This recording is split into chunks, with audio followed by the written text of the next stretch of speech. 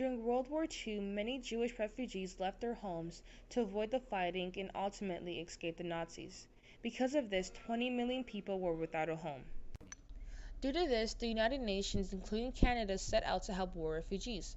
For example, Canada's involvement can be seen in Prime Minister Lester Pearson's participation of being the President of the General Assembly, along with being the chair of the Supplies Committee.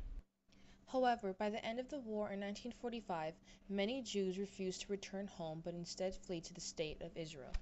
Due to this, many countries in the world put a limit on the number of refugees they would accept, causing the United Nations to resettle 1 million refugees by 1952, and eventually shutting down the IRO.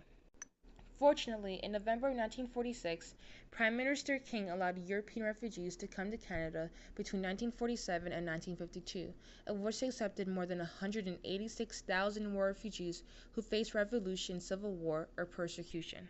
With assisting Jews to take refuge in different countries around the world, the United Nations also took a leading role in the cause of human rights. For example, in 1946, a Montreal lawyer and director of the Human Rights Division named John Humphrey wrote the first draft of the Universal Declaration of Human Rights. This declaration was also a response to the Holocaust due to the violations and slaughter of human rights done by the Nazis to the Jewish people. This fueled Jewish leaders like Rabbi Abraham Feinberg to speak out against the many issues Jews had to go through in Germany. Because of this, the Holocaust and stories of many Jew refugees convinced many that these issues should not be accepted by society and governments around the world, highlighting one of the points of the Universal Declaration of Human Rights, which states that equal rights for men and women must be achieved to gain a better life with freedom for all.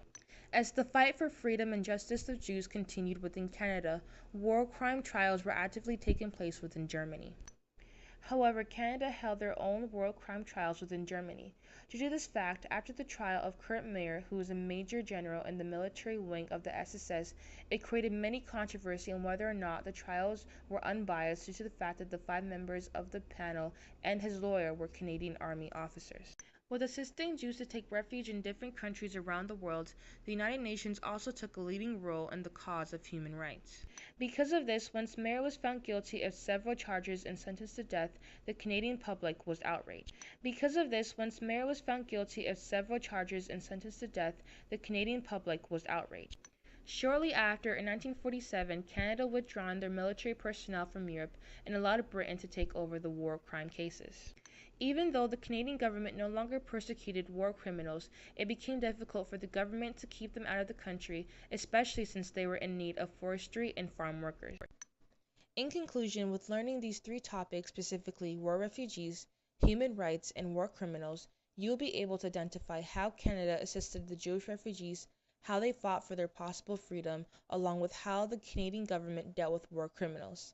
Thanks for watching.